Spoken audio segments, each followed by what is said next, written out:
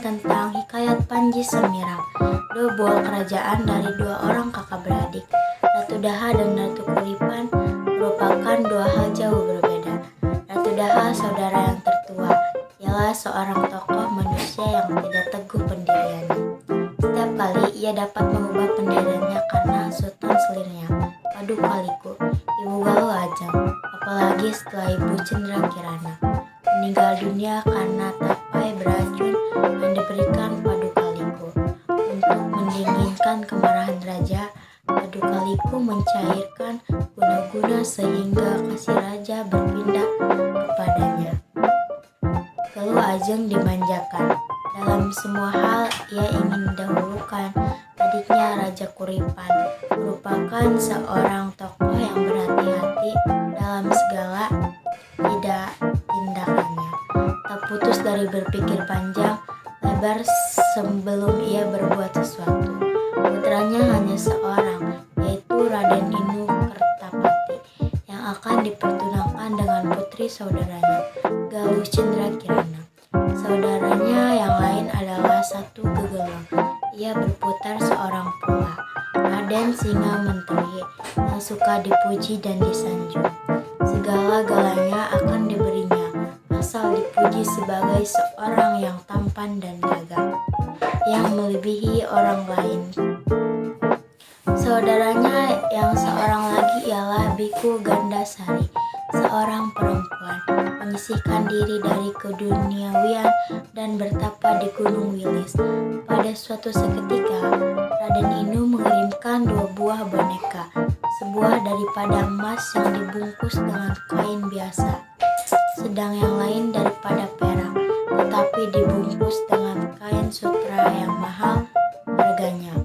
Tentulah Galuh Ajeng yang dapat memilih lebih dahulu, dan tentu pula ia akan memilih apa yang terbungkus dengan kain setelah ia mengetahui bahwa boneka di Cendra Kirana terbuat daripada emas.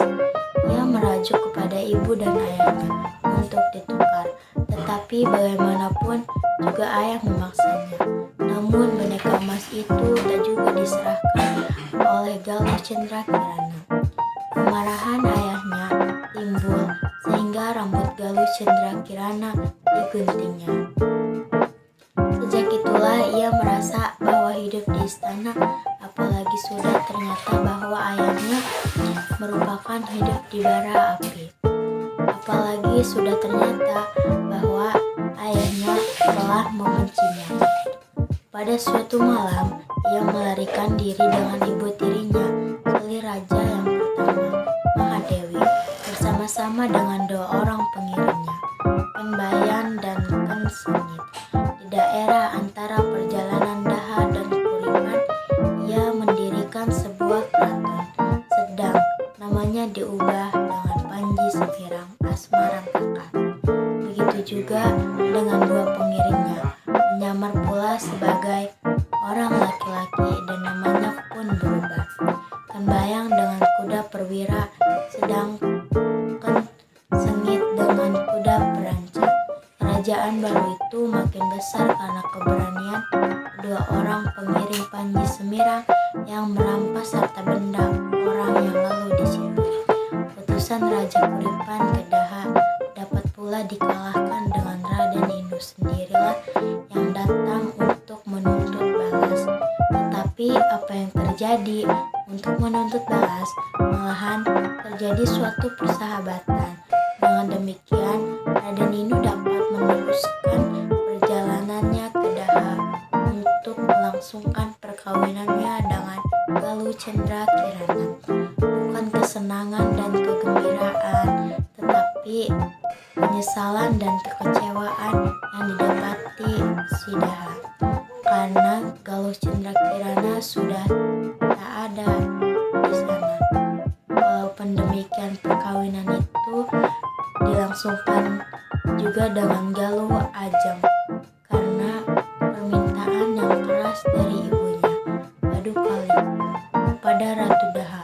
Perkawinan itu tidak membawa kebahagiaan kedua belah pihak, karena tak ada benih cinta dan senang yang tertanam di dalamnya. Malahan Raden Inu mulai curiga bahwa Panji Semirang itu ialah kekasihnya Galuh Cendrakirana. Daha ditinggalkannya untuk menyusul Panji Semirang di kerajaan biru itu bersama-sama dengan 3 orang pengiringnya, Ziruje, Kartala, Prasamta, dan Punta. Kekecewaan yang kedua tak dapat embuh itu pula ditolaknya. Kerajaan baru itu sudah kosong. Panji Semirang dengan pengiring-pengiringnya telah meninggalkan tempat itu menuju Gunung Wilis, tempat pertatapan Emirang bibinya. Raden Inu hanya mendapatkan Ambu Mahadewi yang tidak dibawa dalam hua ia di perjalanan pindah karena sudah tua. Ia didapatnya sedang menangis. Perkataannya yang keluar mengatakan bahwa Panji Semirang memanglah Galuh Cendrakirana, putri Ratu Daha. Setelah Mahadewi diantarkan ke Daha kembali, berangkatlah Raden Inu menyusul kekasihnya dengan nama Semarang Panji Jejongkesuma. Dalam perjalanannya, Panji Semirang meninggalkan pakaian laki-lakinya, Puspa Juwita dan Puspa Sari, kedua putri pemberian Raja Mentawan yang kalah perang. Terkejut mereka baru mengetahui bahwa Panji Semirang adalah seorang perempuan. Setelah merintis hutan dan gunung, sampailah mereka ke pertapan Biku Gandasari di Gunung Wilis. Mereka disambut dengan ramah tamah.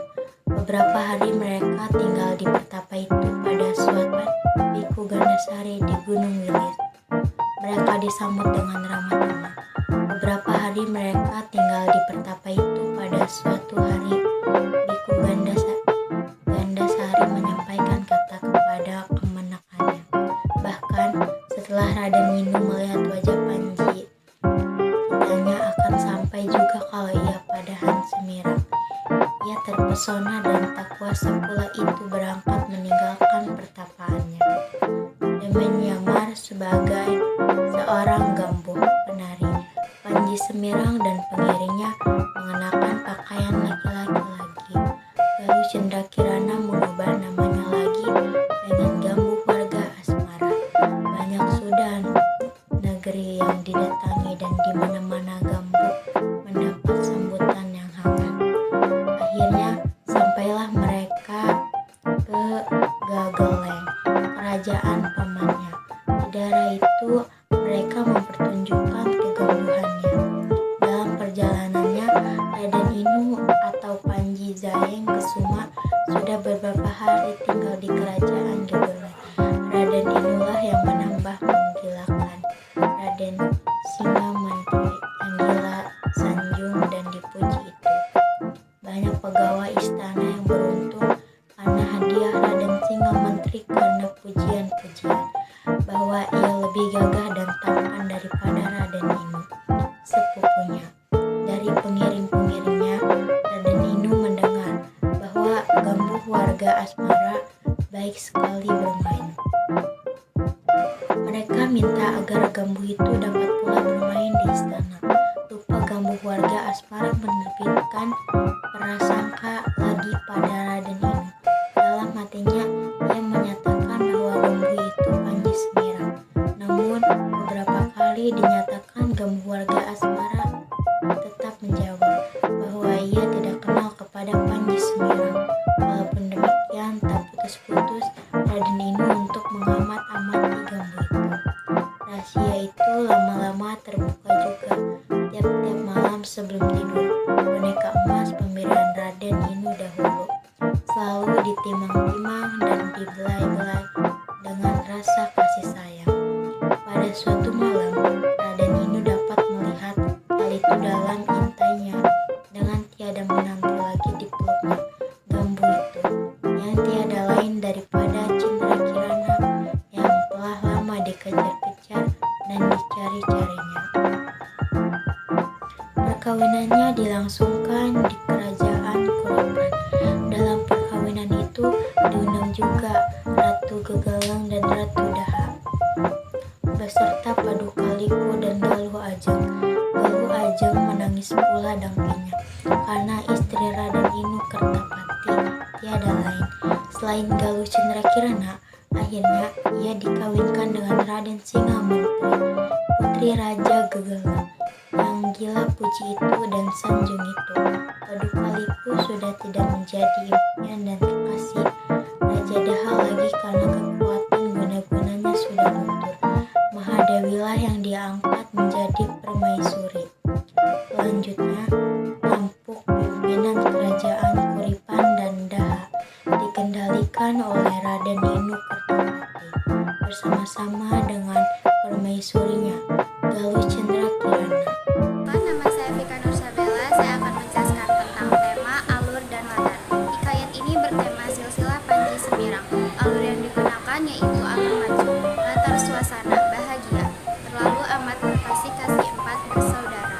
Latar waktu, zaman dahulu. Sebermula pada zaman dahulu kala, ada raja di tanah Jawa empat bersaudara. Latar tempat, di tanah Jawa.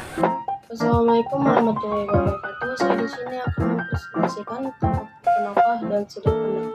Tokoh utama dari Panji Semirang yaitu Inu Kartapati, Panji Semirang, Galuh Cendrakirana, Raja Nata. Tokoh sampingan Panji Semirang yaitu Ratu Daha, Paduka Liku, Ibu Galuh Ajeng, Raja Kuripa, Raden Singamantri. Watak tokoh utama yaitu 1. Inu Kartapati, sosok yang arif dan bijak. 2. Panji Semirang, antagonis. 3. Galuh Cendrakirana, dia sosok yang baik dan menyayangi orang tua. 4. Raja Nata, talim serta hormat kepada orang tua. Tokoh sampingan yaitu 1. Ratu Daha, manusia yang tidak teguh pendirian karena hasutan dari Paduka Liku untuk meracuni sang raja. 2. Paduka Liku, dia sangat jahat karena dia mencari guna-guna untuk sang raja sehingga kasih raja berpindah. 3. Ibu Galuh Ajeng, jahat dan iri hati. 4. Raja Kuripa, seorang yang sangat berhati-hati dalam segala tindakan.